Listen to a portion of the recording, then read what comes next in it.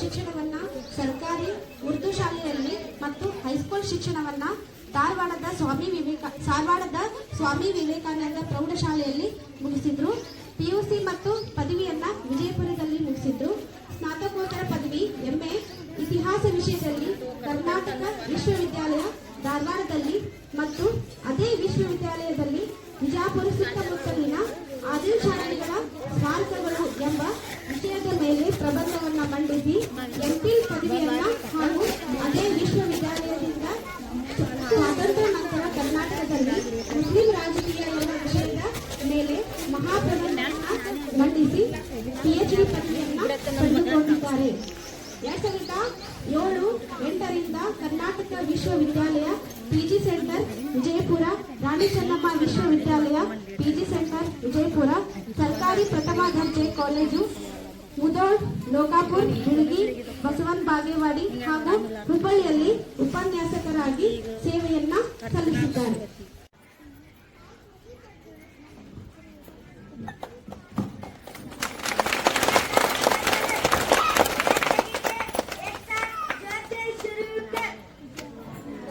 ಗುರುದೇವೋ ಮಹೇಶ್ವರ ಗುರು ಸಾಕ್ಷಾತ್ ಪರಬ್ರಹ್ಮ ತಸ್ಮೈ ಶ್ರೀ ಗುರುವೇ ನಮಃ. ನಮ್ಮ ನಾಡಿನ ಪ್ರಖ್ಯಾತ ನಡೆದಾಡುವ ದೇವರೆಂದೇ ಖ್ಯಾತರಾಗಿರುವಂತಹ ನನ್ನ ಆಧ್ಯಾತ್ಮಿಕ ಗುರುಗಳಾಗಿರುವಂತಹ ಪರಮ ಪೂಜ್ಯ ಸಿದ್ದೇಶ್ವರ ಮಹಾಸ್ವಾಮಿಗಳ ಅಡೆದಾಡುಗಳಲ್ಲಿ ನನಗೆ ನನ್ನನ್ನು ಬೆಳೆಸಿ ಈ ಮಟ್ಟಕ್ಕೆ ತಂದು ಬೆಳೆಸಿರ್ತಕ್ಕಂಥ ನನ್ನ ಎಲ್ಲ ಗುರುಗಳ ಪಾದಗಳಲ್ಲಿ ಶಿರಸಾಷ್ಟಾಂಗ ನಮಸ್ಕಾರಗಳನ್ನು ಸಲ್ಲಿಸಿ ಈ ಭಾಗದ ಆರಾಧ್ಯ ದೇವರಾಗಿರ್ತಕ್ಕಂತಹ ಲಕ್ಷ್ಮೀ ನರಸಿಂಹನ ಆತ್ಮದಲ್ಲಿ ನೆನೆಸ್ತಾ ವೇದಿಕೆ ಮೇಲೆ ಆಸೀನರಾಗಿರ್ತಕ್ಕಂತಹ ಈ ಸಂಸ್ಥೆಯ ಸಂಸ್ಥಾಪಕರು ಮತ್ತು ಅಧ್ಯಕ್ಷರಾಗಿರ್ತಕ್ಕಂಥ ಅಲ್ಲಿಗಡ ಸರ್ ಅವರೇ, ಕಾರ್ಯಕ್ರಮದ ಘನ ವಹಿಸಿರ್ತಕ್ಕಂತಹ ನ್ಯಾಯವಾದಿಗಳೇ ಹಾಗೂ ಕಾರ್ಯಕ್ರಮದಲ್ಲಿ ಉಪಸ್ಥಿತರಿರ್ತಕ್ಕಂತಹ ಎಲ್ಲ ಗಣ್ಯರೇ, ಬಹುತೇಕವಾಗಿ ನಾನೆಲ್ಲೋ ಕಾರ್ಯಕ್ರಮಕ್ಕೆ ಹೋದರೂ ನಮ್ಮ ವಿಶ್ವವಿದ್ಯಾಲಯದ ಕುಲಪತಿಗಳು ಶಂಕರಗೌಡ ಸೋಮನಾಳ್ ಸರ್ ಅಂತ ಇದ್ದಾರೆ, KS ಆಫೀಸರು. ಅವ್ರದ್ದು ಒಂದಿಷ್ಟು ಮಾರ್ಗಗಳನ್ನು ನಾನು ಅಡಾಪ್ಟ್ ಮಾಡ್ಕೊಂಡು ರೂಢಿ ಮಾಡ್ಕೊಂಡು ಅದನ್ನು ಪಾಲಿಸ್ಕೊಂಡು ಬಂದಂಥವನು. ಈಗ ನಾನೇನು ಮಾತಾಡ್ತೀನಲ್ಲ, ಆ ಮಾತಾಡ್ತಕ್ಕಂಥ ವಿಷಯದ ಕುರಿತು 10 ಪ್ರಶ್ನೆಗಳನ್ನು ನಿಮಗೆ ಕೇಳ್ತೀನಿ. ನಾನೇನು ಮಾತಾಡ್ತೀನಲ್ಲ, ಮಾತಾಡ್ತಕ್ಕಂಥ ವಿಷಯದ ಕುರಿತು 10 ಪ್ರಶ್ನೆಗಳನ್ನು ಕೇಳ್ತೀನಿ. ಯಾರ್ಯಾರು ಉತ್ತರ ಕೊಡ್ತೀರಲ್ಲ ಅವರಿಗೆ ಕಾಣಿಕೆಯನ್ನು ಕೊಡ್ತೇನೆ. ನಡೀತಿತ್ತಲ್ಲ? ಇವತ್ತು ಬಹಳ ಸಂತೋಷದ ದಿನ. ಯಾಕಂತಂದ್ರೆ ನಮ್ಮೂರಿನ ನಾನು ಬೆಳೆದ ಊರಿನಲ್ಲಿರ್ತಕ್ಕಂತಹ ಹಳ್ಳಿಗಡ ಶಾಲೆಯಲ್ಲಿ ಗಣರಾಜ್ಯೋತ್ಸವದ ದಿನ ನನ್ನನ್ನು ಕರೆಸಿ ಇವತ್ತು ಮಾತನಾಡಕ್ಕೆ ಅವಕಾಶ ಕೊಟ್ಟರಲ್ಲ, ಅದಕ್ಕೆ ನನಗೆ ಇದು ಸಂತೋಷದ ದಿನ ಅಂತ ಅನ್ಕೊಂತೇನೆ.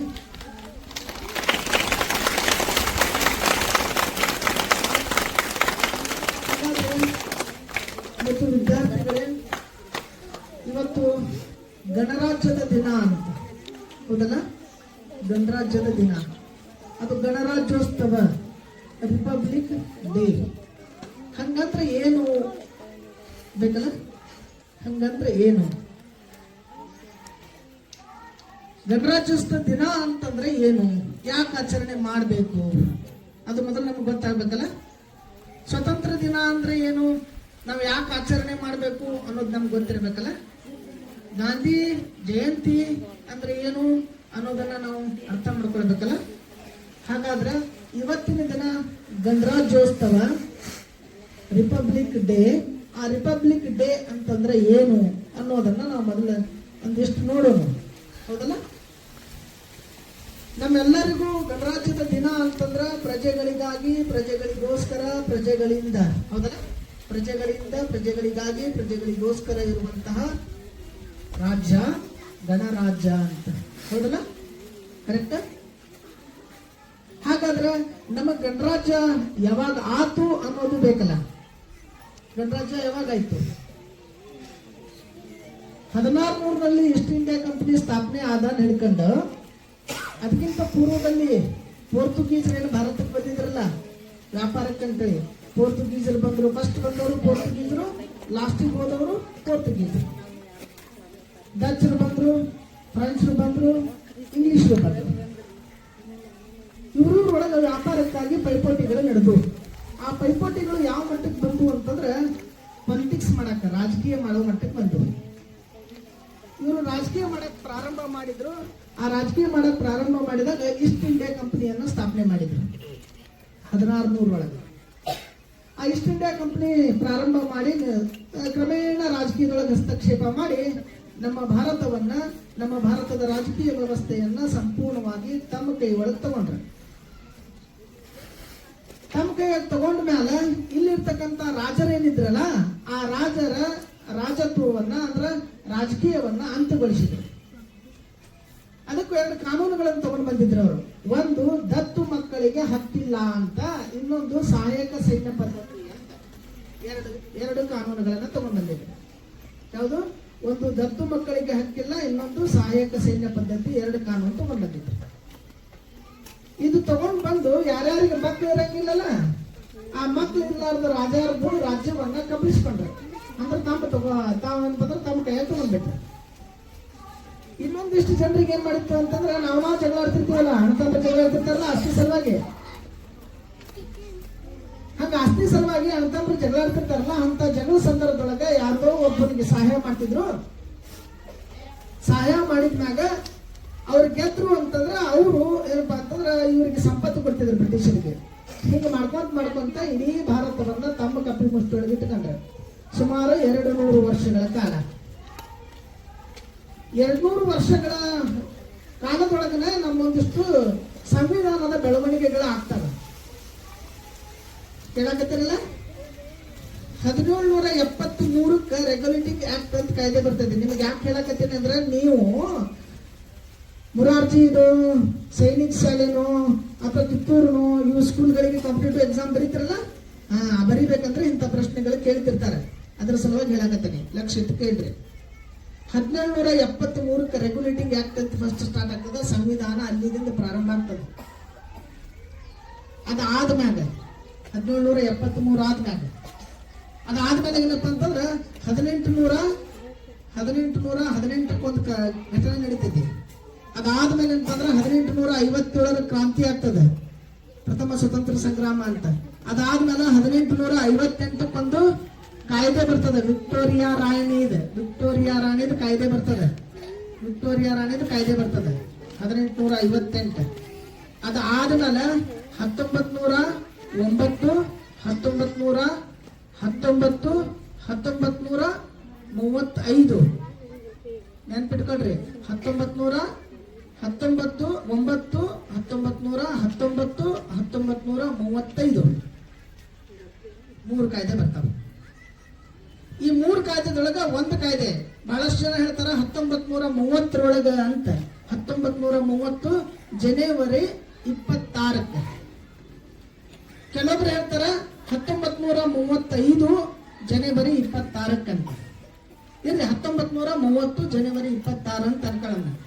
1930 ಜನವರಿ 26ಕ್ಕೆ ಬ್ರಿಟಿಷರು ಯೋಚನೆ ಮಾಡ್ಕೊಂತಾರ ಭಾರತಕ್ಕೆ ಸ್ವತಂತ್ರ ಕೊಡಬೇಕು ಅಂತ, ಭಾರತನ ಗಣರಾಜ್ಯವನ್ನಾಗಿ ಮಾಡಬೇಕು ಅಂತ. ಯಾವಾಗ ಅನ್ಕೊಂತಾರ? 1930ಕ್ಕೆ ಭಾರತ ಗಣರಾಜ್ಯವನ್ನಾಗಿ ಮಾಡಬೇಕು ಅಂತ ಅವಾಗ ನಿರ್ಧಾರ ಮಾಡಿದ್ರು. ಯಾವಾಗ ಕೊನೆಗೊಳ್ತೈತಿ ಅಂದ್ರ 1947 ಭಾರತಕ್ಕೆ ಸ್ವತಂತ್ರ ಸಿಗ್ತೈತಿ. ಯಾವಾಗ ಸಿಗ್ತೈತಿ? 1947 ಆಗಸ್ಟ್ 14 ಮಧ್ಯರಾತ್ರಿ. ಹೌದಲ್ಲ? ಹಾಗಾದ್ರೆ ಭಾರತಕ್ಕೆ ಸ್ವತಂತ್ರ ಸಿಕ್ಕಾದ್ಮೇಲೆ ಮೊಟ್ಟ ಮೊದಲ ಪ್ರಧಾನಿ ಅಂತ ಒಬ್ಬರನ್ನ ನೇಮಕ ಮಾಡ್ಕೊಂತಾರೆ. ಯಾರನ್ನ? ಭಾರತದ ಮೊದಲ ಪ್ರಧಾನಿ ಯಾರು?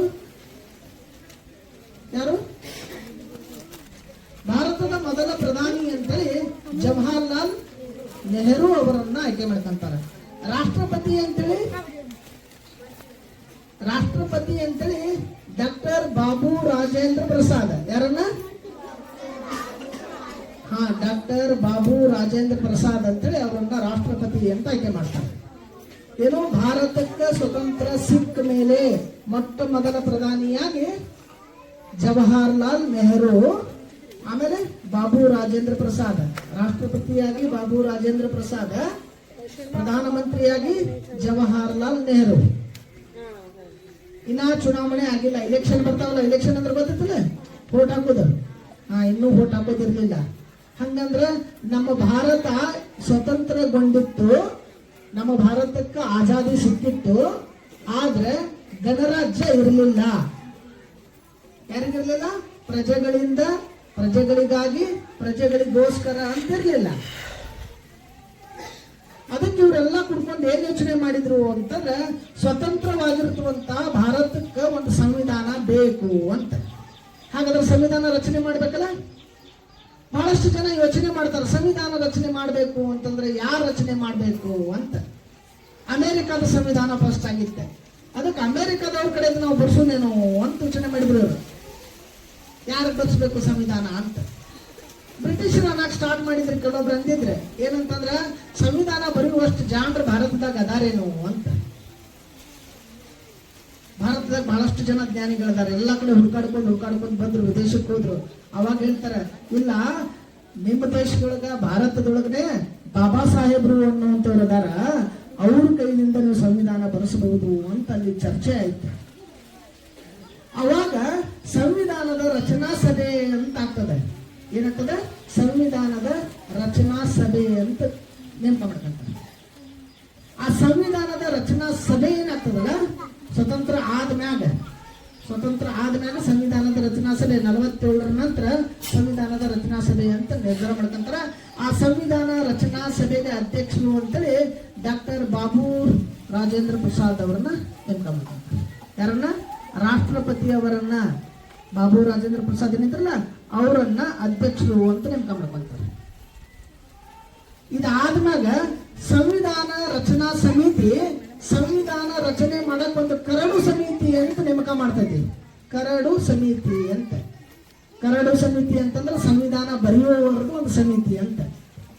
ಆ ಸಮಿತಿಗೆ ಡಾಕ್ಟರ್ ಬಾಬಾ ಸಾಹೇಬ್ ಅಂಬೇಡ್ಕರ್ ಅವರನ್ನ ಅಧ್ಯಕ್ಷರು ಅಂತ ಮಾಡ್ತಾರೆ. ಯಾರನ್ನ? ಡಾಕ್ಟರ್ ಬಾಬಾ ಸಾಹೇಬ್ ಅಂಬೇಡ್ಕರ್ ಅವರನ್ನ ಸಂವಿಧಾನ ಕರಡು ಸಮಿತಿಯ ಅಧ್ಯಕ್ಷರು ಅಂತ ನೇಮಕ ಮಾಡ್ತಾರೆ. ಅವಾಗ ಸಂವಿಧಾನದ ಬರೆಯುವ ಕಾರ್ಯ ಪ್ರಾರಂಭ ಆಗ್ತದೆ. ಸಂವಿಧಾನ ಕರಡು ಸಮಿತಿ ಏನಿತ್ತಲ್ಲ, ಆ ಕರಡು ಸಮಿತಿಯ ಅಧ್ಯಕ್ಷರು ಬಾಬಾ ಸಾಹೇಬ್ರಾಗಿದ್ರೆ, ಆ ಸಮಿತಿ ಒಳಗೆ ಬಹಳಷ್ಟು ಜನ ಇದ್ರೆ, ಹೆಣ್ಮಕ್ಳು ಇದ್ರು, ಗಂಡ್ಮಕ್ಳು ಇದ್ರು, ಬೇರೆ ಬೇರೆ ಬಹಳಷ್ಟು ಜನ ಸಂವಿಧಾನ ರಚನೆಯ ಸಮಿತಿ ಏನಿತ್ತಲ್ಲ, ಕರಡು ಸಮಿತಿ ಅದರೊಳಗಿದ್ರೆ. ಆದ್ರೆ ಬಹುತೇಕ ಜನ ಹೆಂಗಿದ್ರು ಅಂತಂದ್ರೆ, ಕೆಲವೊಂದಿಷ್ಟು ಜನ ಬಿಜಿ ಆಗಿದ್ರು ಕೆಲಸದೊಳಗ, ಕೆಲವೊಂದಿಷ್ಟು ಜನ ವಿದೇಶದಾಗ ಹೋಗಿ ಸೆಟ್ಲ್ ಆಗಿದ್ರು, ಕೆಲವೊಂದಿಷ್ಟು ಜನರಿಗೆ ಆರಾಮ್ ತಪ್ಪಿತ್ತು, ಕೆಲವೊಂದಿಷ್ಟು ಜನ ಬೇರೆ ಬೇರೆ ದೇಶಕ್ಕೆ ಹೋಗಿ ನೋಡ್ಕೊಂತ ಬಂದಿದ್ರೆ ಹೆಂಗ ಸಂವಿಧಾನ ಬರೀಬೇಕು ಅಂತ. ಹೀಗಾಗಿ ಇಡೀ ಸಂವಿಧಾನದ ರಚನೆಯ ಜವಾಬ್ದಾರಿ ಡಾಕ್ಟರ್ ಬಾಬಾ ಸಾಹೇಬ್ ಅಂಬೇಡ್ಕರ್ಗೆ ಹೋಯ್ತು. ಹಗಲಿಲ್ಲೂ ಕಷ್ಟಪಟ್ಟು ಜಗತ್ತಿನಲ್ಲಿರ್ತಕ್ಕಂಥ ಬೇರೆ ಬೇರೆ ರಾಷ್ಟ್ರಗಳಲ್ಲಿರುವಂತಹ ಸಂವಿಧಾನವನ್ನ, ಹಕ್ಕುಗಳನ್ನ ಓದ್ಕೊಂಡು ಅವುಗಳ ಮೂಲಕ ಭಾರತದ ಸಂವಿಧಾನವನ್ನ ರಚನೆ ಮಾಡಿದ್ರು. ರಚನೆ ಯಾವಾಗಾಯ್ತು? 2 ವರ್ಷ ರಚನೆ ಆಗಾಕ. ಸಂವಿಧಾನ ಬರೀಬೇಕಂತಂದ್ರೆ ಎಷ್ಟು ಟೈಮ್ ತಗೊಂಡ್ರು ಗೊತ್ತೈತಿ? ಸಂವಿಧಾನ ರಚನೆ ಆಗ್ಬೇಕಾದ್ರೆ 2 ವರ್ಷ 11 ತಿಂಗಳು 18 ದಿನ. ಎಷ್ಟು? 2 ವರ್ಷ 11 ತಿಂಗಳು 18 ದಿನ. 2 ವರ್ಷ 11 ತಿಂಗಳು 18 ದಿನ ಸಂವಿಧಾನವನ್ನ ರಚನೆ ಮಾಡಕ್ ಟೈಮ್ ತಗೊಂಡ್ರು. 1949 ನವೆಂಬರ್ 26ಕ್ಕೆ, ಯಾವಾಗ? 1949 ನವೆಂಬರ್ 26ಕ್ಕೆ ಇಡೀ ಸಂವಿಧಾನ ರಚನೆ ಆದ್ಮೇಲೆ ಅದನ್ನ ಅರ್ಪಣೆ ಮಾಡಿದ್ರೆ, ಶಾಸನ ಸಭೆ ಒಳಗೆ ಮಂಡಿಸಿದ್ರೆ, ಅದನ್ನ ಸ್ವೀಕಾರ ಮಾಡಿದ್ರೆ. ಹೌದಲ್ಲ? ಹಾಗಾದ್ರೆ ಸಂವಿಧಾನ ಅವತ್ತು ಜಾರಿಗೆ ಆಗ್ಬೇಕಾಗಿತ್ತಲ್ಲ. ಹಂಗಂದ್ರೆ ನಾವು ಇವತ್ತು ಗಣರಾಜ್ಯ ಅಂತ ಆಚರಣೆ ಮಾಡಕತ್ತೀವಲ್ಲ, ಹಂಗಂದ್ರೆ ನವೆಂಬರ್ 26ಕ್ಕೆ ಆಚರಣೆ ಮಾಡ್ಬೇಕಲ್ಲ. ಆದ್ರೆ ನೆಹರು ಅವ್ರು ಏನ್ ಮಾಡ್ತಾರ ಅಂತಂದ್ರೆ ಪೂರ್ಣ ಸ್ವರಾಜ್ಯವನ್ನ ಘೋಷಣೆ ಮಾಡ್ತಾರೆ.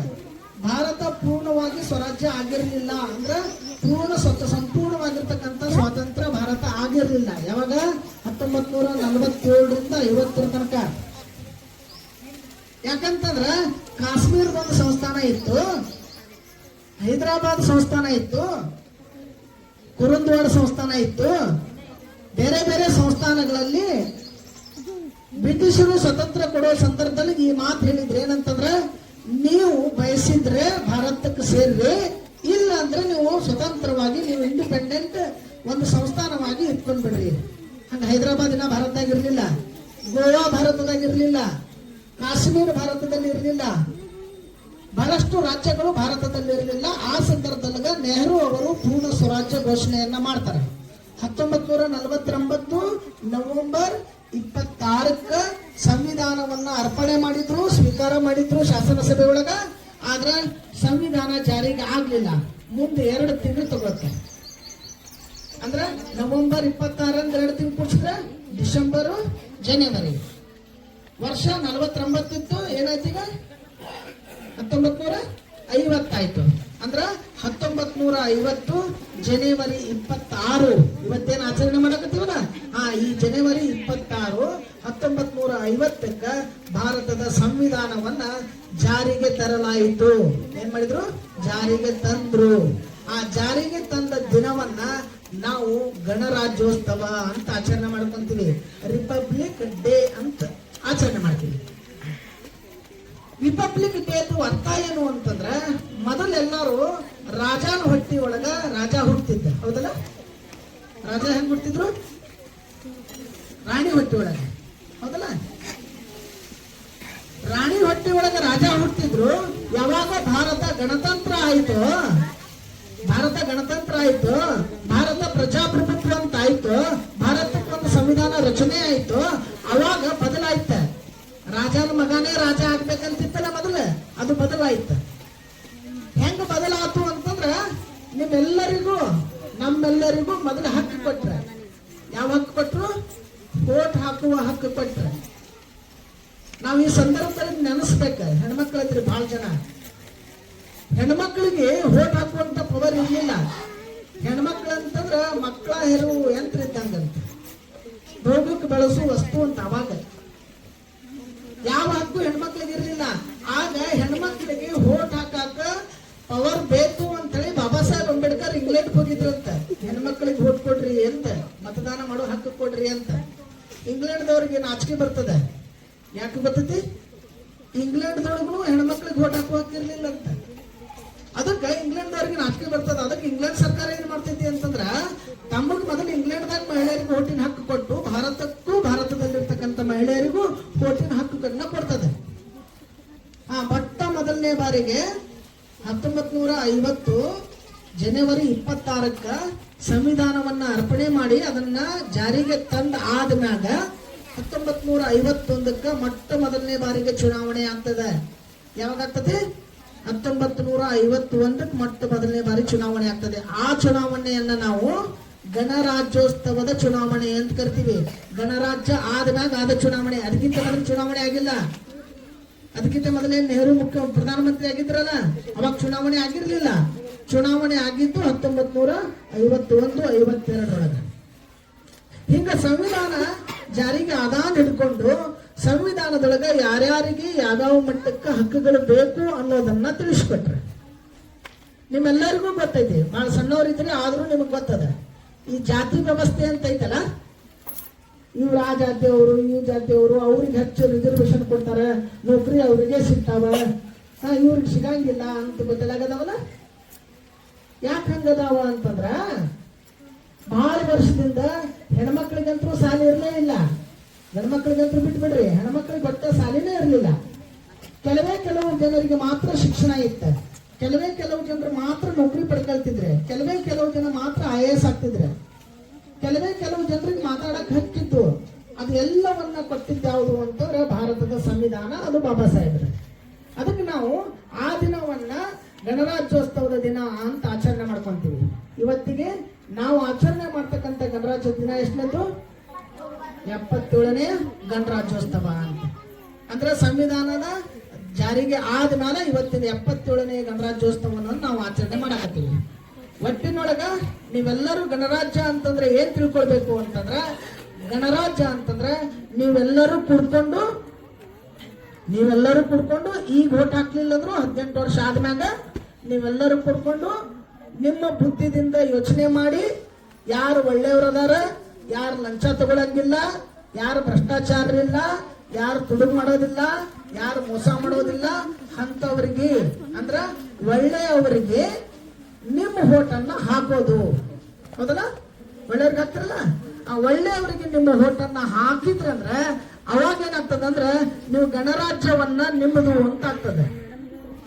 ಯಾರಿಗೆ ಓಟ್ ನೀವು ಒಳ್ಳೆಯವರಿಗೆ ಓಟ್ ಹಾಕಿದ್ರಿ ಅಂತಂದ್ರೆ ಗಣರಾಜ್ಯ ಸಾರ್ಥಕ ಆಗ್ತದೆ. ಅವಾಗ ನಾವೇನಾಗ್ತೇವೆ ಅಂದ್ರೆ ಅದು ನೀವು ಹಾಕಿದ ಓಟ್. ನೀವು ಯಾರನ್ನ ಆರಿಸ್ತಿರ್ತೀರಿ? ಗ್ರಾಮ ಪಂಚಾಯತಿ ಮೆಂಬರ್ನ, ಹೌದಲ್ಲ? ತಾಲೂಕ್ ಪಂಚಾಯತಿ ಮೆಂಬರ್ನ, ಜಿಲ್ಲಾ ಪಂಚಾಯತಿ ಮೆಂಬರ್ನ, MLA ಗಳನ್ನ, MLC ಗಳನ್ನ, MP ಗಳನ್ನ ನೀವೆಲ್ಲ ಆರಿಸ್ಕೊಂಡ್ ಬರ್ತೀರಿ. ಅಂದ್ರೆ ಯಾರು ಆರಿಸ್ತಿರ್ತಾರ? ನೀವು ಅಂತಂದ್ರೆ ನೀವು ಮತ ಚಲಾಯಿಸುವುದರ ಮೂಲಕ, ವೋಟ್ ಹಾಕೋದ್ರ ಮೂಲಕ ರಾಜಕಾರಣಿಗಳನ್ನ, ರಾಜಕೀಯ ವ್ಯಕ್ತಿಗಳನ್ನ ಆಯ್ಕೆ ಮಾಡಿ ಅವರಿಂದ ಸರ್ಕಾರ ನಡೆಸೋದೇನಿದೆಯಲ್ಲ ಅದನ್ನ ನಾವು ಗಣರಾಜ್ಯ ಅಂತ ಕರಿತೀವಿ. ಗಣರಾಜ್ಯ ಅಂದ್ರೇನು? ನಾವು ವೋಟ್ ಹಾಕಿ ಆಯ್ಕೆ ಮಾಡಿ ತರ್ತೀವಲ್ಲ ಅಂತ ವ್ಯಕ್ತಿಗಳು ನಡೆಸುವಂತ ಸರ್ಕಾರವನ್ನ ಗಣರಾಜ್ಯ ಅಂತ ಕರಿತೀವಿ ನಾವು. ಇಷ್ಟು ಗಣರಾಜ್ಯದ ಬಗ್ಗೆ ಇರ್ತಕ್ಕಂಥ ಸಂಕ್ಷಿಪ್ತವಾಗಿರ್ತಕ್ಕಂಥ ಮಾಹಿತಿ. ಇದ್ರ ಕುರಿತು ಒಂದು 10 ಪ್ರಶ್ನೆ ನಾ ಕೇಳ್ತೇನೆ. 10 ಪ್ರಶ್ನೆ ಕೇಳಿದಾದ್ಮೇಲೆ ಮತ್ತೆ ಒಂದು 5 ನಿಮಿಷ ಮಾತಾಡ್ತೇನೆ. 10 ಪ್ರಶ್ನೆ ಕೇಳಿ ಉತ್ತರ ಹೇಳ್ತೀರಿ?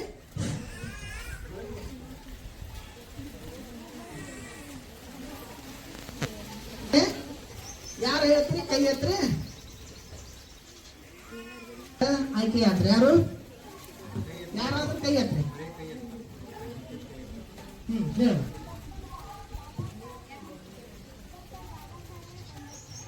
ನಾನು ಹೇಳಿದ್ದು ಭಾರತದ ಪ್ರಧಾನಿ ಅಂತ ಯಾರಾಗಿದ್ರು ಅಂತ. ಜವಾಹರ್ಲಾಲ್ ನೆಹರು ಅವರು ಭಾರತದ ಪ್ರಧಾನಿಯಾಗಿದ್ರು. ಹೌದಾ? ಕರೆಕ್ಟ್ ಐತಿ? ಹಂಗಂದ್ರೆ ಚಪ್ಪಾಳೆ ಹೇಳ್ರಿ.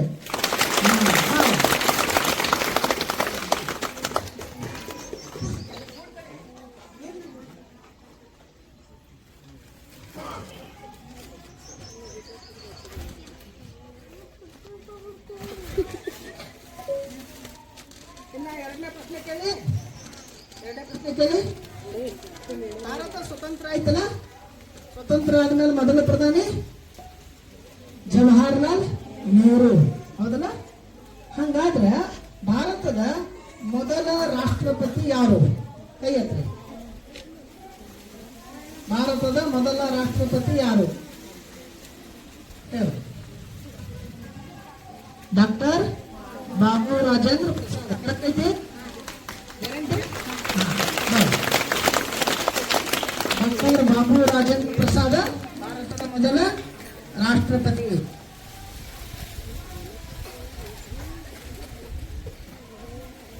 ನಾನು ಮಾತಾಡುವಾಗ ಈ ಸಂವಿಧಾನ ರಚನಾ ಸಮಿತಿ ಅಂತ ಆಗಿತ್ತಲ್ಲ, ಹೇಳಿದ್ನಲ್ಲ ನಾನು? ಸಂವಿಧಾನ ರಚನಾ ಸಮಿತಿ, ಎರಡು ಸಮಿತಿ ಅಲ್ಲ, ಸಂವಿಧಾನ ರಚನಾ ಸಮಿತಿ. ಈ ಭಾರತ ಸಂವಿಧಾನದ ರಚನಾ ಸಮಿತಿಯ ಅಧ್ಯಕ್ಷರು ಯಾರಾಗಿದ್ರು? ಭಾರತ ಸಂವಿಧಾನ ರಚನಾ ಸಮಿತಿಯ ಅಧ್ಯಕ್ಷರು ಯಾರಾಗಿದ್ರು?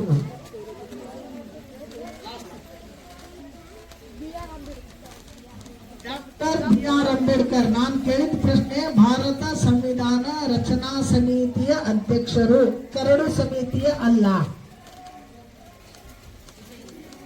ಭಾರತ ಸಂವಿಧಾನ ರಚನಾ ಸಮಿತಿಯ ಅಧ್ಯಕ್ಷರು. ಮತ್ತೆ ಡಾಕ್ಟರ್ ಬಾಬು ರಾಜೇಂದ್ರ ಪ್ರಸಾದ್ ಯಾರಾಗಿದ್ರು? ಡಾಕ್ಟರ್ ಬಾಬು ರಾಜೇಂದ್ರ ಪ್ರಸಾದ್ ಸಂವಿಧಾನ ರಚನಾ ಸಮಿತಿ, ಕರಡು ಸಮಿತಿ ಅಲ್ಲ, ಸಂವಿಧಾನ ರಚನಾ ಸಮಿತಿ ಅಧ್ಯಕ್ಷರಾಗಿದ್ದು ಡಾಕ್ಟರ್ ಬಾಬು ರಾಜೇಂದ್ರ ಪ್ರಸಾದ್ ಭಾವ. ಇನ್ನೊಂದು ಪ್ರಶ್ನೆ, ಈ ಭಾರತ ಸಂವಿಧಾನ ರಚನೆ ಮಾಡಬೇಕು ಅಂತ ಡಿಸೈಡ್ ಮಾಡಿದ್ರೆ, ನಿರ್ಣಯ ಮಾಡಿದ್ಮ್ಯಾಗ ಅದ್ರಾಗ ಸಮಿತಿಗಳು ಅಂತ ಮಾಡ್ಕೊಂಡಿದ್ರು, ಬಹಳಷ್ಟು ಸಮಿತಿಗಳು. ಅದಕ್ಕೆ ಸಂವಿಧಾನ ಬರೆಯೋದ್ರ ಸಲುವಾಗಿ ಒಂದಿಷ್ಟು ಜನರನ್ನ ಸೇರ್ಪಡೆ ಮಾಡ್ಕೊಂಡ್ರೆ. ಎಲ್ಲರಿಗೂ ದೊಡ್ಡ ಪ್ರಶ್ನೆ ಅದು ಏನಂತಂದ್ರೆ, ಭಾರತದ ಸಂವಿಧಾನ ರಚನೆ ಮಾಡಿದವ್ರು ಯಾರು ಅಂತೇಳಿ ವಾಟ್ಸಪ್ ಯೂನಿವರ್ಸಿಟಿ ಒಳಗೆ, ವಾಟ್ಸಪ್ ಯೂನಿವರ್ಸಿಟಿ ಅಂದ್ರೆ ಗೊತ್ತಿತ್ತಲ್ಲ, ಫೇಸ್ಬುಕ್ ಯೂನಿವರ್ಸಿಟಿ, ವಾಟ್ಸಪ್ ಯೂನಿವರ್ಸಿಟಿ ಅಂದ್ರೆ ಫೇಸ್ಬುಕ್ದಾಗ ಸುಮ್ಮನೆ ಒಂದು ಬರೆದು ಹಾಕಿ ಬಿಡೋದು, ಸಂವಿಧಾನ ರಚನೆ ಮಾಡಿದವ್ರು ಇವರಲ್ಲ ಇವರು ಅಂತ ಹಾಕಕತ್ತಾರಲ್ಲ. ಈ ಸಂವಿಧಾನ ರಚನೆ ಮಾಡೋದ್ರ ಸಲುವಾಗಿ ಒಂದು ಕರಡು ಸಮಿತಿ ಅಂತ ಮಾಡಿದ್ರೆ, ಕರಡು ಸಮಿತಿ ಅಂತಂದ್ರೆ ಬರೆಯುವಂತ ಸಮಿತಿ ಅಂತ. ಏನ್ ಬರೆಯೋದು? ಸಂವಿಧಾನವನ್ನ ಬರೆಯುವಂತ ಸಮಿತಿ. ಸಂವಿಧಾನ ಬರಿಬೇಕಲ್ಲ, ಆ ಸಂವಿಧಾನ ಬರೆಯುವಂತ ಕರಡು ಸಮಿತಿ ಅಂತ ಮಾಡಿದ್ರೆ, ಆ ಕರಡು ಸಮಿತಿಯ ಅಧ್ಯಕ್ಷರು ಅಂತಿದ್ದಾರೆ. ಭಾರತ ಸಂವಿಧಾನದ ಕರಡು ಸಮಿತಿಯ ಅಧ್ಯಕ್ಷರು ಯಾರು? ಪ್ರಶ್ನೆ, ಭಾರತ ಸಂವಿಧಾನದ ಕರಡು ಸಮಿತಿಯ ಅಧ್ಯಕ್ಷರು ಯಾರು?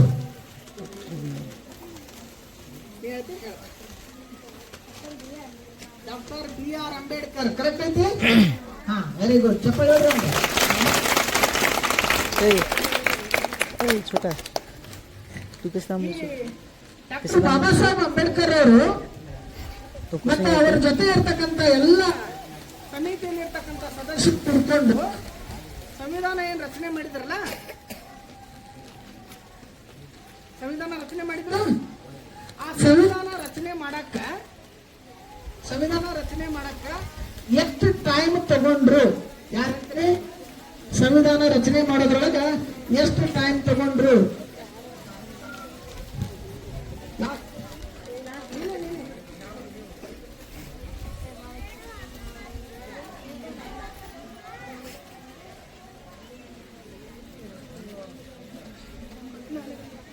ಭಾರತ ಸಂವಿಧಾನ ರಚನೆ ಮಾಡಕ್ಕ ಎಷ್ಟು ಟೈಮ್ ತಗೊಂಡಿದ್ರು? ಹಾ, ಹೇಳ್ತೀನಿ.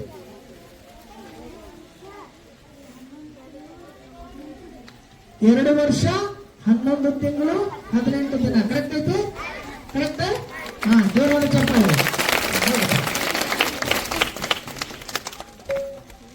2 ವರ್ಷ 11 ತಿಂಗಳು 18 ದಿನ ಭಾರತ ಸಂವಿಧಾನ ರಚನೆ ಆಯಿತು. ಈ ಸಂವಿಧಾನ ರಚನೆ ಆದಾಗ ನಮ್ಮ ಭಾರತ ಸರ್ಕಾರದ ಶಾಸನ ಸಭೆಗೆ ಇದನ್ನ ಅರ್ಪಣೆ ಮಾಡಿದ್ರೆ, ಅಂದ್ರೆ ಸಬ್ಮಿಷನ್ ಮಾಡಿದ್ರೆ, ಅಂದ್ರೆ ಅವ್ರ ಕೈಯಾಗ ಕೊಟ್ರೆ. ಯಾವಾಗ? 2 ವರ್ಷ 11 ತಿಂಗಳು 18 ದಿನ ಆದನಾಗ ಇಡೀ ಸಂವಿಧಾನವನ್ನ ಬರೆದು ಅದು ಕೇಂದ್ರ ಸರ್ಕಾರ ಏನೈತಲ್ಲ, ಕೇಂದ್ರ ಸರ್ಕಾರದ ಶಾಸನ ಸಭೆಗೆ ಅರ್ಪಣೆ ಮಾಡಿದ್ರು, ಅಲ್ಲಿ ಕೊಟ್ಟು ಸಬ್ಮಿಷನ್ ಮಾಡಿದ್ರು. ಯಾವಾಗ? ಸಂವಿಧಾನವನ್ನ ಯಾವಾಗ ಶಾಸನ ಸಭೆಗೆ ಕೊಟ್ಟರು? ಯಾವಾಗ ಕೊಟ್ಟರು ಹೇಳಿದ್ದೀನಲ್ಲ ನಾನು ಸಂವಿಧಾನ ಜಾರಿಗಾಗಿ ಹೇಳಕತ್ತಿಲ್ಲ, ಸಂವಿಧಾನ ಜಾರಿಗಾಗಕತ್ತಿಲ್ಲ. ಸಂವಿಧಾನವನ್ನ ಅರ್ಪಣೆ ಮಾಡಿದ್ರು, ಸಂವಿಧಾನವನ್ನ ಕೊಟ್ಟರು ಅಲ್ಲ, ಸಬ್ಮಿಷನ್ ಮಾಡಿದ್ರಲ್ಲ ಅವಾಗ. ಯಾವಾಗ ಹೇಳಿದ್ನಲ್ಲ? ಅದಾದ್ಮೇಲೆ 2 ತಿಂಗಳು ಅಂತ ಹೇಳಿದ್ನಿ, ನೆನಪಂತು? ಹಾ, ಅದಾದ್ಮೇಲೆ 2 ತಿಂಗಳ ನಂತರ ಅದನ್ನ ಜಾರಿಗೆ ತಂದ್ರು ಅಂತ ಹೇಳುವ.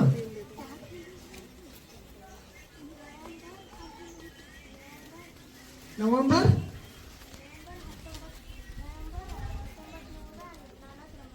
1949 ನವೆಂಬರ್ ಡೇಟ್ ಎಷ್ಟು ಗೊತ್ತಾ? ನವೆಂಬರ್ 26 1949. ಕರೆಕ್ಟ್ ಐತಿ? ಗ್ಯಾರಂಟಿ? ಹಾ, ಜೋರಾದ ಚಪ್ಪಾಳೆ. 1949 ನವೆಂಬರ್ 26ಕ್ಕೆ ಭಾರತದ ಸಂವಿಧಾನವನ್ನ ಸಬ್ಮಿಷನ್ ಮಾಡಿದ್ರು ಶಾಸನ ಸಭೆ ಮುಂದೆ.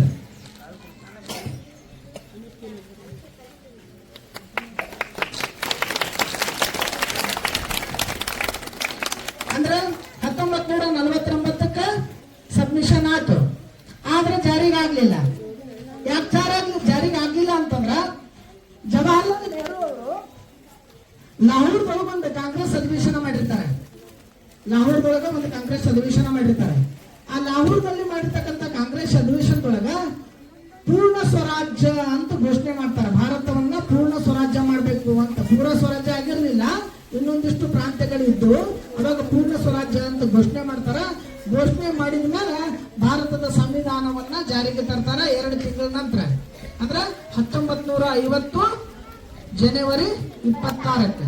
1950 ಜನವರಿ 26ಕ್ಕೆ. ಹಂಗಾದ್ರೆ ಇವತ್ತು ಆಚರಣೆ ಮಾಡ್ತಕ್ಕಂತಹ ಗಣರಾಜ್ಯೋತ್ಸವ ಏನಿದೆಯಲ್ಲ, ಇದು ಎಷ್ಟನೆಯ ಗಣರಾಜ್ಯೋತ್ಸವ ಅಂತ. ಇವತ್ತು ಆಚರಣೆ ಮಾಡ್ತಕ್ಕಂಥ ಗಣರಾಜ್ಯೋತ್ಸವ ಐತಲ್ಲ, ಇದು ಎಷ್ಟನೆಯ ಗಣರಾಜ್ಯೋತ್ಸವ?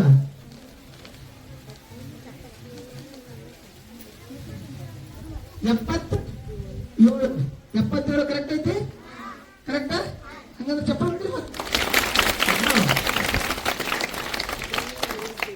77ನೆಯ ಗಣರಾಜ್ಯೋತ್ಸವ ಅಂತ ನಾವು ಆಚರಣೆ ಮಾಡ್ತೀವಿ. ಕರೆಕ್ಟಾ?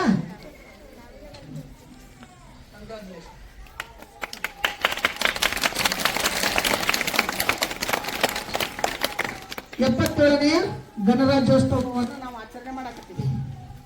ಈ ಗಣರಾಜ್ಯೋತ್ಸವ ಏನು ಆಚರಣೆ ಮಾಡಕತ್ತೀವಲ್ಲ, ಈ ಗಣರಾಜ್ಯೋತ್ಸವದ ಆಚರಣೆಗೆ ಮುಖ್ಯವಾದ ಕಾರಣೀಕರ್ತರಾಗಿರ್ತಕ್ಕಂಥ ವ್ಯಕ್ತಿ, ಆ ವ್ಯಕ್ತಿಯನ್ನ ನಾವು ಅಷ್ಟೇ ಅಲ್ಲ, ಇಡೀ ಜಗತ್ತಿನಲ್ಲಿರ್ತಕ್ಕಂಥ ಎಲ್ಲ ರಾಷ್ಟ್ರಗಳು ಮಹಾಜ್ಞಾನಿ ಅಂತ ಕರೀತಾರೆ. ಯಾರನ್ನ? ಆ ವ್ಯಕ್ತಿಯನ್ನ. ಯಾರು ಸಂವಿಧಾನ ರಚನೆ ಒಳಗ ಇಡೀ ತಮ್ಮ ಜೀವನವನ್ನೇ ಸವಿಸಿದ್ರು, ಹಗಲು ರಾತ್ರಿ ಅನ್ನಲಾರ್ದ ಕಷ್ಟಪಟ್ರು, ನಿದ್ದೆ ಮಾಡ್ಲಾರ್ದ ಹಗಲು ರಾತ್ರಿ ಬರೆದ್ರು, ಅಂತಹ ಸಂವಿಧಾನ ರಚನೆ ಮಾಡಿಕೊಟ್ಟ ಸಂವಿಧಾನದ ಪಿತಾಮಹ ಯಾರು ಅಂತ ಪ್ರಶ್ನೆ. ಸಂವಿಧಾನದ ಪಿತಾಮಹ ಯಾರು? ಲಾಸ್ಟ್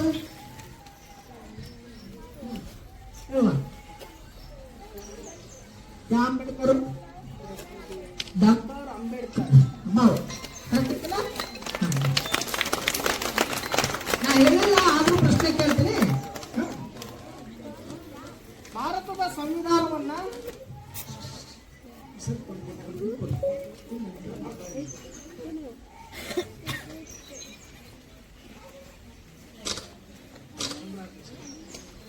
ಭಾರತ ಸಂವಿಧಾನ ರಚನೆ ಆಗ್ತದಲ್ಲ, ರಚನೆ ಮಾಡಿದವರು ಭಾರತ ಸಂವಿಧಾನದ ಪಿತಾಮಹ ಅಂತ ಹೇಳ್ತದಲ್ಲ ಬಾಬಾ ಸಾಹೇಬ್ ಅಂಬೇಡ್ಕರ್. ಬಾಬಾ ಸಾಹೇಬ್ ಅಂಬೇಡ್ಕರ್ ಸಂವಿಧಾನ ರಚನೆ ಮಾಡಿದರು. ನಿಮ್ಮೆಲ್ಲರಿಗೂ ಗೊತ್ತೈತೋ ಇಲ್ಲೋ ಗೊತ್ತಿಲ್ಲ, ಗೊತ್ತಿರಬಹುದು ಅಂತ ಅನ್ಕೊಂತೀನಿ, ಆದ್ರೂ ಪ್ರಶ್ನೆ ಕೇಳ್ತೀನಿ. ಬಾಬಾ ಸಾಹೇಬ್ ಅಂಬೇಡ್ಕರ್ ಅಂತ ಏನ್ ಕರಿತೀವಲ್ಲ, ಅವರ ಪೂರ್ಣ ಹೆಸರೇನು ಅಂತ ಯಾರು ಹೇಳ್ತೀರಿ? ಡಾಕ್ಟರ್ ಬಾಬಾ ಸಾಹೇಬ್ ಅಂಬೇಡ್ಕರ್ ಅವರ ಪೂರ್ಣ ಹೆಸರೇನು ಅಂತ?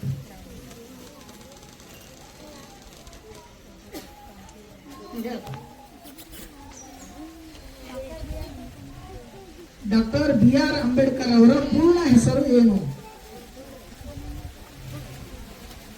ಮತ್ತೆ ಹೇಳಿ.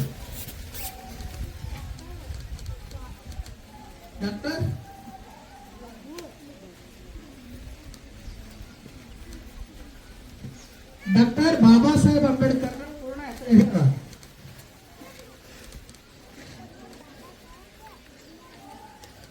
ಬಾಬಾ ಸಾಹೇಬ್ BR ಅಂಬೇಡ್ಕರ್ ಅವರ ಪೂರ್ಣ ಹೆಸರೇನು? ಡಾಕ್ಟರ್ ಭೀಮರಾವ್ ಅಂಬೇಡ್ಕರ್. ಭೀಮರಾವ್ ಅವ್ರ ಹೆಸರು. ರಾಮ್ಜಿ ಅವರ ತಂದೆ ಹೆಸರು. ಅವರ ಅಡ್ಡೆ ಹೆಸರು ಸತ್ಪಾಲ್. ಭೀಮರಾವ್ ರಾಮ್ಜಿ ಸತ್ಪಾಲ್. ಅಂಬೇಡ್ಕರ್ ಅಲ್ಲ, ಭೀಮರಾವ್ ರಾಮ್ಜಿ ಸತ್ಪಾಲ್. ಭೀಮರಾವ್ ರಾಮ್ಜಿ ಸತ್ಪಾಲ್ ಅವರು ಬಾಬಾ ಸಾಹೇಬ್ ಅಂಬೇಡ್ಕರ್ ಅಂತ ಕರ್ಸ್ಕೊಂಡ್ರು ಅಂತ. ಅಂಬೇಡ್ಕರ್ ಅನ್ನೋದು ಅವ್ರ ಗುರುವಿನ ಹೆಸರಲ್ಲ, ಹೌದಲ್ಲ? ಅಂಬೇಡ್ಕರ್ ಅಂತಾರೆ ಅವ್ರ ಗುರು ಇದ್ರು ಅಂತ. ಬಟ್ ನಾನು ಅದನ್ನ ಒಂದಿಷ್ಟು ಒಪ್ಪಂಗಿಲ್ಲ. ಯಾಕಂತಂದ್ರೆ ಈ ತೊರವಿ ಊರೊಳಗ ನೀವೇನು ಕುಂತಿರಲ್ಲ, ಈ ಕುಂತ ಜಾಗ, ನೀವು ಕುಂತಿರ್ತಕ್ಕಂಥ ಜಾಗ ಏನಿದೆಲ್ಲ, ಈ ಜಾಗ ಬಹಳ ಪುಣ್ಯಕ್ಷೇತ್ರ ಅಂತ. ಯಾಕೆ ಪುಣ್ಯಕ್ಷೇತ್ರ? ಈ ಜಾಗ ನೀವು ಕುಂತಿರ್ತಕ್ಕಂಥ ಜಾಗ ಏನಿದೆಯಲ್ಲ ಇದು ಪುಣ್ಯಕ್ಷೇತ್ರ ಅಂತ. ಯಾಕೆ ಪುಣ್ಯಕ್ಷೇತ್ರ? ಹೋಗ್ಲಿ, ಈ ಕುಂತ ಜಾಗ ಒಳಗ ನರಸಿಂಹ ಅಂತ ಒಂದು ದೇವಸ್ಥಾನ ಇತ್ತು, ಹೌದಾ? ಈ ನರಸಿಂಹ ದೇವಸ್ಥಾನದ ಒಳಗೆ ಹೋಗಿರ್ನಾರ್ರೆ ಎಷ್ಟು ಜನ ಹೋಗಿರಿ? ಒಳಗ ಗವಿ ಒಳಗೆ ಹೋಗಿರಿ. ಆ ಗವಿ ಒಳಗೆ ಹೋದ್ಮ್ಯಾಗ ಆ ದೇವರ ಮೂರ್ತಿ ಇದೆಯಲ್ಲ, ಆ ದೇವರ ಮೂರ್ತಿಗಿಂತ ಮೊದಲ ದೇವರನ್ನಲ್ಲ ಅದಕ್ಕಿಂತ ಮೊದಲ ನಿಮ್ಗೆ ಎಡಕ್ಕೆ ಹೋಗೋಣ ಒಂದು ಕಮಾನ್ ಐತಿ. ಕಮಾನ್ ಅದ. ಆ ಕಮಾನ್ ಒಳಗ ಒಂದು ಬರೆದು ಇಟ್ಟಿದ್ದು ಒಂದು ಓಲೆ ಒಳಗೆ ಇಟ್ಟಿದ್ದು ಒಂದು ಬುಕ್ ಐತಿ, ಪುಸ್ತಕ ಐತಿ. ಅದು ಯಾವುದು? ಕೈ ಹತ್ರ ಯಾರು? ಅದು ಯಾವುದು?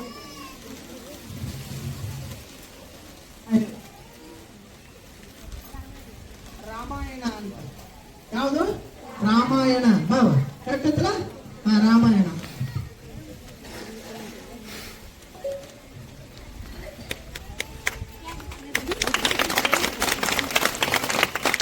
ರಾಮಾಯಣ ಯಾವ ರಾಮಾಯಣ? ರಾಮಾಯಣ ಹೌದಪ್ಪ. ಯಾವ ರಾಮಾಯಣ ಅದು? ಮಹಾಭಾರತದ ರಾಮಾಯಣ ಅಲ್ಲವ.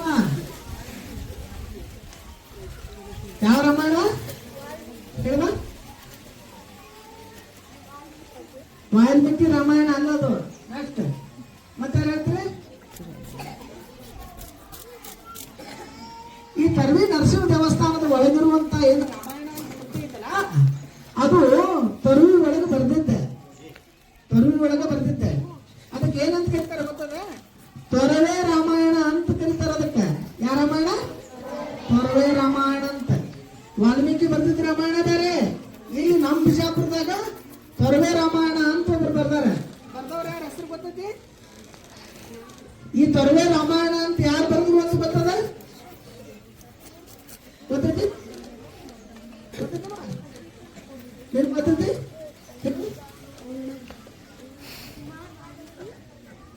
ಕುಮಾರ ವಾಲ್ಮೀಕಿ ಅಲ್ಲ. ಮತ್ತೆ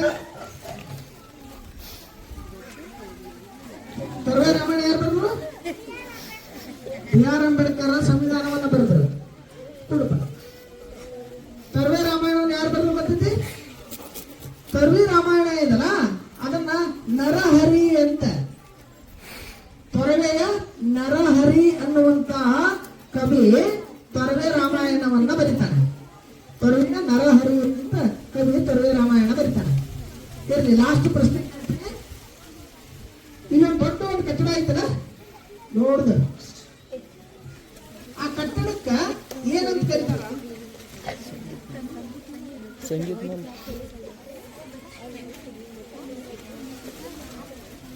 ಏನಂತ ಕರೀತಾರ? ಸಂಗೀತ ಮಹಲ್. ಕರೆಕ್ಟ್? ಕರೆಕ್ಟ್? ಚಪ್ಪಲಿ ಮತ್ತೆ ಸಂಗೀತ ಮಹಲ್. ಈ ಸಂಗೀತ ಮಹಲ್ ಎದ್ದು ಬಂದದ್ದು ಗೊತ್ತದ ನಿಮಗೆ?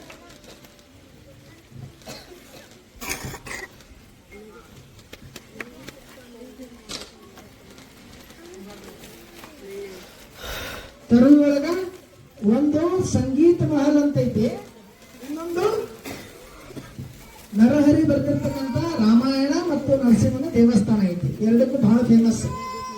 ತೊರವಿ ಎಲ್ಲದು ತೊರವೆ. ನಾವು ತೊರವಿ ಅಂತ ಅನ್ನಕತ್ತೀವಿ. ಅದರ ಹೆಸರೇನು? ತೊರವೆ. ತೊರವೆ. ತೊರವೆನ ನಾವು ತೊರವಿ ಅಂತ. ತೊರವೆಯ ನರಹರಿ ಬರೆದ ರಾಮಾಯಣ. ಈ ತೊರವಿ ಊರು ಬಹಳ ಹಳೆಯದಾಗಿರ್ತಕ್ಕಂಥ ಊರು. ಈ ಊರೊಳಗ ಪ್ರಶ್ನೆ ಏನ್ ಕೇಳೋದಿಲ್ಲ. ಈ ಊರೊಳಗ ಬಹಳ ಮುಖ್ಯವಾಗಿ ಎರಡನೇ ಇಬ್ರಾಹಿಂ ಆದಿಲ್ ಶಾ ಅಂತ ಬರ್ತಾನೆ. ಕೇಳಿರಿ? ಎರಡನೇ ಇಬ್ರಾಹಿಂ ಆದಿಲ್ ಶಾ ಅಂತ. ಇಲ್ಲಿವರೆಗೆ ಏನು ವಿದ್ಯಾರ್ಥಿಗಳು ಬಹಳಷ್ಟು ಪ್ರಶ್ನೆಗಳಿಗೆ ಉತ್ತರ ಕೊಟ್ರಿ. ಆ ಉತ್ತರ ಕೊಟ್ಟಿರ್ತಕ್ಕಂಥ ಎಲ್ಲ ವಿದ್ಯಾರ್ಥಿಗಳಿಗೆ ಹೃತ್ಪೂರ್ವಕವಾದ ಅಭಿನಂದನೆಗಳು. ಧನ್ಯವಾದ. ಇನ್ನೊಂದು 4 ಮಾತು ಮಾತಾಡಿ, ಅಂದ್ರೆ ನಿಮಗೆ ಇಲ್ಲೇ ಸುತ್ತಮುತ್ತ ಗೊತ್ತಿರುವಂತದ್ದು ಒಂದು 4 ಮಾತು ಮಾತಾಡಿ ಮುಗಿಸ್ತೇನೆ. ಸರ್ ತೊರವಿ ನವರಸ್ಪುರ್ಗೆ ಹೋಗಿರಲಿಲ್ಲಪ್ಪ ಎಲ್ಲರೂ? ಹಾ, ನವರಸ್ಪುರ್ದು. ಯಾಕಂದ್ರೆ ನೀವು ಇಲ್ಲೇ ತೊರವಾಗದಿರಲ್ಲ, ತೊರವ್ಯಾನವ್ರು ಎದುರೋದ್ರಿಂದ ಪ್ರಶ್ನೆ ಕೇಳ್ತಿರ್ತಾರೆ ಯಾರೇ, ನಿಮ್ಮ ಊರು ಯಾವುದು ಅಂದ್ರೆ ತೊರವೆ ಅಂತ ಹೇಳ್ತೀರಿ. ತೊರವೆ ಅಂತಂದ್ರ ತೊರವೆಯ ಊರಿಗೆ ಆದಿಲಶಾಹಿ ಕಾಲದಾಗ ಯಾವ ಹೆಸರಿನಿಂದ ಕರೀತಾರ ಅಂತ ಕೇಳ್ತಾರೆ. ಹೌದಲ್ಲ? ಯಾವ ಹೆಸರು, ಯಾವ ಹೆಸರಿನಿಂದ ಕರೀತಾರ ಅಂತಂದ್ರ ತೊರವೆಗೆ ನವರಸಪುರ ಅಂತ ಕರೀತಾರೆ. ತೊರವೆ ಊರಿಗೆ ನವರಸಪುರ ಅಂತ ಕರೀತಾರೆ. ಎರಡನೇ ಇಬ್ರಾಹಿಂ ಆದಿಲ್ ಶಾ ಅಂತ ಕೇಳಿರೇನು ಹೆಸರು? ಎರಡನೇ ಇಬ್ರಾಹಿಂ ಆದಿಲ್ ಶಾ ಕೇಳಿಲ್ಲ? ಇಬ್ರಾಹಿಂ ರೋಜಾ ಅಂತ ಕೇಳಿರಲ್ಲ? ಆ ಇಬ್ರಾಹಿಂ ರೋಜಾ ಕಟ್ಟಡ ಕಟ್ಟಿದವ ಎರಡನೇ ಇಬ್ರಾಹಿಂ ಆದಿಲ್ ಶಾ ಅಂತ. ಯಾವುದು? ಇಬ್ರಾಹಿಂ ರೋಜಾ ಕಟ್ಟಿದವ ಎರಡನೇ ಇಬ್ರಾಹಿಂ ಆದಿಲ್ ಶಾ. ಆ ಎರಡನೇ ಇಬ್ರಾಹಿಂ ಆದಿಲ್ ಶಾ ಒಬ್ಬ ಮಗ ಇರ್ತಾನಂತೆ. ಅವನ ಮಗನ ಹೆಸರು ಮೊಹಮ್ಮದ್ ಆದಿಲ್ ಶಾ ಅಂತ. ಮೊಹಮ್ಮದ್ ಆದಿಲ್ ಶಾ ಗೊತ್ತದ ನಿಮಗೆ? ಯಾರು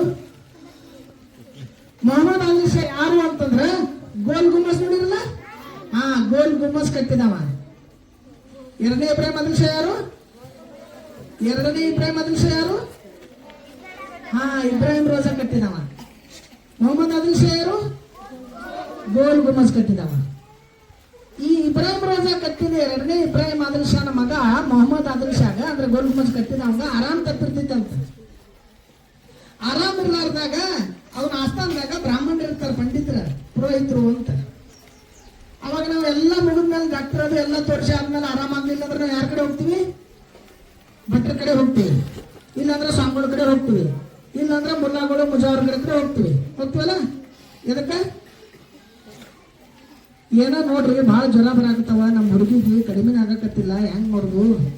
ಯಾರೇ ಮನುಷ್ಯರ ನೋಡ್ರಿ, ಗಾಳಿ ಆಗೈತಿ ನೋಡ್ರಿ, ಒಂದು ದಾರಾರೆ ಕಟ್ರಿ ಅಂತಾರಲ್ಲ, ಹಿಂಗೆ ಹೋಗ್ತಾರೆ. ಹಂಗ ಎರಡನೇ ಇಬ್ರಾಹಿಂ ಆದಿಲ್ ಶಾ ಹೋಗಿದ್ದಂತೆ.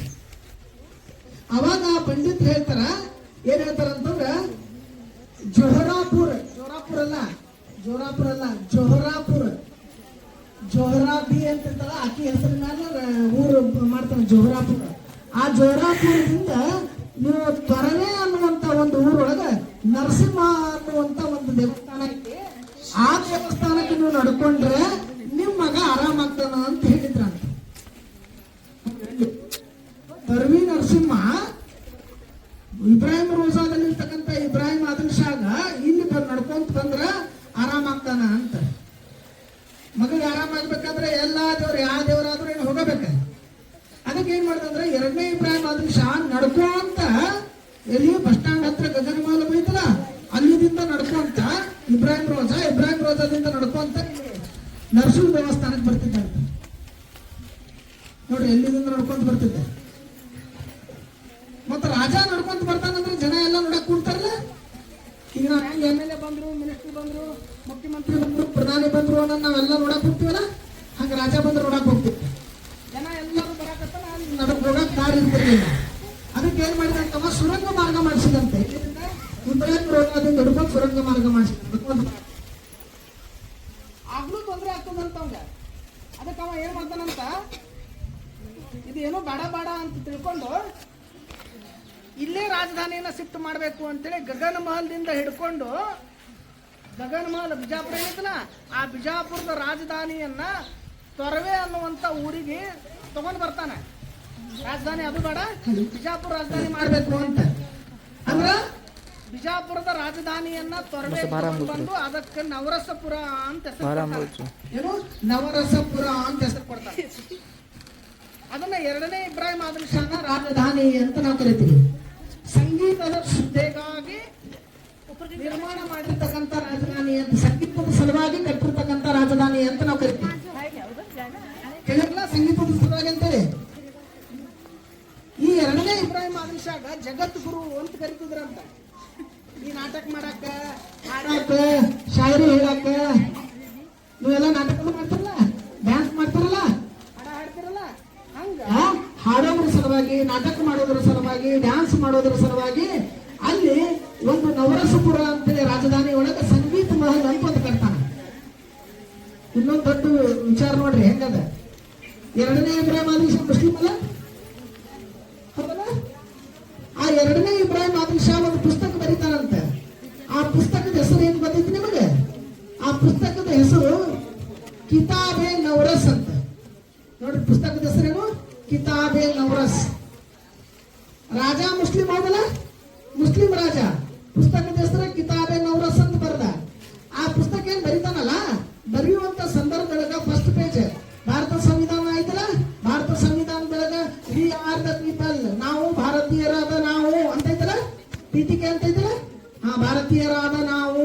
ಸಂವಿಧಾನದ ಪೀಠಿಕೆದೊಳಗೆ ಏನೇನು ಅಂಶಗಳಿದಾವಲ್ಲ, ಹಂಗ ಇವ ಏನ್ ಮಾಡಿದ ಅಂತಂದ್ರೆ ತನ್ನ ಕಿತಾಬೆ ನವರಸ್ ಅಂತ ಒಂದು ಕೃತಿ ಒಳಗೆ ಬರಿತಾನಂತ. ಏನಂತಂದ್ರೆ ಗಣಪತಿದು, ಲಕ್ಷ್ಮಿದು, ನರಸಿಂಹದು, ಸರಸ್ವತಿದು, ಹಿಂಗ ಬೇರೆ ಬೇರೆ ಹಿಂದೂ ದೇವತೆಗಳನ್ನ ನೆನಪು ಮಾಡ್ಕೊಳ್ಳುವಂತ ಸ್ತೋತ್ರಗಳನ್ನ, ಶ್ಲೋಕಗಳನ್ನ, ಹಾಡುಗಳನ್ನ ಬರಿತಾನೆ ಇದರೊಳಗ ಕಿತಾಬೆ ನವರಸ್ ಅನ್ನುವಂತ ಕೃತಿ ಒಳಗೆ.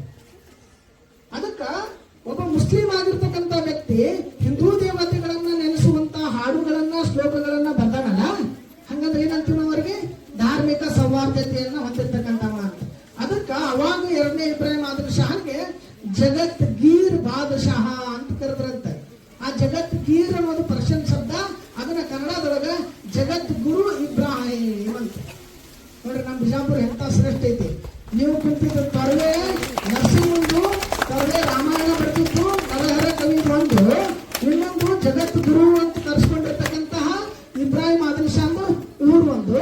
ಮತ್ತ ಅದ್ರ ಜೊತೆ ಅದಷ್ಟ ಅಲ್ಲ, ಬಾಬಾ ಸಾಹೇಬ್ ಅಂಬೇಡ್ಕರ್ ಇದೇ ಭಾಗದಾಗ ಬಂದಿರತಕ್ಕಂಥ ಸಂದರ್ಭದೊಳಗೆ ಬಿಜಾಪುರ ಬಾಬಾ ಸಾಹೇಬ್ ಅಂಬೇಡ್ಕರ್ ಬಂದಿದ್ರೆ, ಬಾಬಾ ಸಾಹೇಬ್ ಅಂಬೇಡ್ಕರ್ ಬಂದಾಗ ತೊರವೆದಿಂದ ಹಿಡ್ಕೊಂಡೇನಪ್ಪ ಅಂತಂದ್ರ ಅಂಬೇಡ್ಕರ್ ಸ್ಟೇಡಿಯಂ ಐತಲ್ಲ, ಆ ಅಂಬೇಡ್ಕರ್ ಸ್ಟೇಡಿಯಂ ತನಕ ಬಾಬಾ ಸಾಹೇಬ್ ಅಂಬೇಡ್ಕರ್ನ ಮೆರವಣಿಗೆ ಮಾಡಿ ಕರ್ಕೊಂಡು ಹೋಗಿದ್ರ ಅಂತ. ಅಂದ್ರೆ ತೊರವಿದ ಇತಿಹಾಸ ಐತಿ ನೋಡ್ರಿ. ಅಂದ್ರೆ ನಾವು ಇವತ್ತಿಲ್ಲಿ ಗಣರಾಜ್ಯೋತ್ಸವ ಆಚರಣೆ ಮಾಡಾಕತ್ತಿದ್ದು, ಇಲ್ಲಿ ಜನರು, ತೊರವೆಯಲ್ಲಿ ಇರ್ತಕ್ಕಂಥ ಜನರು, ಅವರು ಮತ್ತೆ ಸಿಟಿಯಲ್ಲಿ ಇರ್ತಕ್ಕಂಥ ಜನರು ಬಾಬಾ ಸಾಹೇಬರು ಇಲ್ಲಿ ಬಂದಾಗ ಅವ್ರನ್ನ ಹೊತ್ತುಕೊಂಡು ಮೆರವಣಿಗೆ ಮಾಡ್ಕೊಂಡು ಕರ್ಕೊಂಡು ಹೋಗಿದ್ರು. ವಕೀಲರದಾರ, ವಕೀಲರಿಗೆ ಗೊತ್ತಿರ್ತದೆ. ಯಾಕಂತಂದ್ರ ವಕೀಲರಿಗೆ ಒಂದು ವಕಾಲತ್ತು ಸಲುವಾಗಿ ಬಾಬಾ ಸಾಹೇಬ್ ಅಂಬೇಡ್ಕರ್ ಬಿಜಾಪುರಕ್ಕೆ ಬಂದಿದ್ರೆ, ಒಂದು ಕಾನೂನು ಸಲುವಾಗಿ ಕೋರ್ಟ್ಗೆ ಹೋಗೋದು ಒಂದು ಕೇಸ್ ಇತ್ತು, ಕೇಸಿನ ಸಲುವಾಗಿ ಬಾಬಾ ಸಾಹೇಬರು ಬಂದಿದ್ರು. ಅಂದ್ರೆ ಅಂತ ಬಾಬಾ ಸಾಹೇಬರು ನಮ್ ಬಿಜಾಪುರದಾಗ ಬಂದು, ಈಗೇನ್ ಅಂಬೇಡ್ಕರ್ ಸ್ಟೇಡಿಯಂ ಐತಲ್ಲ, ಅದಕ್ಕೆ ರಾಣಿ ಬಗೀಚಾ ಅಂತ ಕರಿತಿದ್ರೆ. ಬಾಬಾ ಸಾಹೇಬ್ ಅಂಬೇಡ್ಕರ್ ಬಿಜಾಪುರಕ್ಕೆ ಬಂದಾರ. ಬಿಜಾಪುರ ಬಂದಾಗ ಏನ್ ಅಂಬೇಡ್ಕರ್ ಸ್ಟೇಡಿಯಂ ರಾಣಿ ಬಗೀಚಾ ಅಂತ ಕರಿತಿದ್ರ. ಅಲ್ಲಿ ನಿಂತು ಭಾಷಣ ಮಾಡಿದ್ರಂತ. ಎಲ್ಲಿ ಬಾಬಾ ಸಾಹೇಬ್ ಅಂಬೇಡ್ಕರ್ ಸ್ಟೇಡಿಯಂ ಐತಿ ಅಂತ ಅಲ್ಲಿ ಮೊದಲು ಖುಲ್ಲಾ ಜಾಗ ಇತ್ತು. ಅಲ್ಲೆಲ್ಲ ಈ ಗುಡ್ಸ್ಲ ಹಾಕೊಂಡು ಮನಿ ಇದ್ದು, ಅಲ್ಲಿ ನಿಂತು ಬಾಬಾ ಸಾಹೇಬ್ ಅಂಬೇಡ್ಕರ್ ಭಾಷಣ ಮಾಡಿದ್ರೆ. ಆ ಭಾಷಣ ಮಾಡಿದ ಜಾಗನ ಈಗ ಸದ್ಯಕ್ಕ ಅಂಬೇಡ್ಕರ್ ಸ್ಟೇಡಿಯಂ ಅಂತ ಮಾಡ್ಕೊಂಡಾರ. ಅಂದ್ರೆ ನಾವು ಬಿಜಾಪುರದವರು, ನಾವು ತರ್ಬಿಯವರು ಬಾಬಾ ಸಾಹೇಬ್ ಅಂಬೇಡ್ಕರ್ ಸಂವಿಧಾನದ ದಿನವನ್ನ ಆಚರಣೆ ಮಾಡಾಕತ್ತೀವಿ. ತೊರವಿ ಒಳಗ, ತೊರವಿ ಎಂತ ಕ್ಷೇತ್ರ ಅಂತಂದ್ರ ಒಂದು ತೊರವಿ ನರಸಿಂಹ ಇರುವಂತ ಕ್ಷೇತ್ರ, ತೊರವಿ ಒಳಗ ನವರಸ್ಪುರ ಅಂತ ಇರುವಂತ ಕ್ಷೇತ್ರ, ನರಹರಿ ಕವಿ ಇರುವಂತ ಕ್ಷೇತ್ರ, ಅದ್ರ ಜೊತೆ ಎರಡನೇ ಇಬ್ರಾಹಿಂ ಆದಿಲ್ ಶಾಹ್ ರಾಜಧಾನಿ ಕ್ಷೇತ್ರ, ಕಿತಾಬೆ ನವರಸ್ ರಚನೆ ಮಾಡಿರ್ತಕ್ಕಂಥದ್ದು, ವಿಶ್ವ ಏನು ಜಗತ್ ಗುರು ಇಬ್ರಾಹಿಂ ಅಂತ ಕರ್ಸ್ಕೊಂಡಿರ್ತಕ್ಕಂಥದ್ದು, ಬಾಬಾ ಸಾಹೇಬ್ ಅಂಬೇಡ್ಕರ್ ಬಂದಾಗ ಅವ್ರನ್ನ ಹೊತ್ತುಕೊಂಡು ಹೋಗಿರ್ತಕ್ಕಂಥ ಊರೇನಿದೆಯಲ್ಲ ಅದು ನಮ್ಮ ತೊರವೆ. ಆ ತೊರವಿ ಒಳಗ ನೀವೆಲ್ಲರೂ ಹೋದಿರಿ. ನಿಮ್ಮ ಜೊತೆ ನಿಮ್ಮನ್ನ ನೋಡುವ, ನಿಮ್ಮ ಜೊತೆ ಮಾತಾಡುವಂತ ಭಾಗ್ಯ ನನಗೆ ಕಲ್ಪಿಸಿಕೊಟ್ಟಿರ್ತಕ್ಕಂಥ ಅಲ್ಲಿನ ಸಂಸ್ಥಾಪಕರು, ಅಧ್ಯಕ್ಷರು, ಮುಖ್ಯ ಗುರುಗಳು ಮತ್ತು ಎಲ್ಲ ಸಿಬ್ಬಂದಿಯವರಿಗೆ ಮತ್ತು ಗ್ರಾಮದಲ್ಲಿರ್ತಕ್ಕಂಥ ಎಲ್ಲ ಗ್ರಾಮಸ್ಥ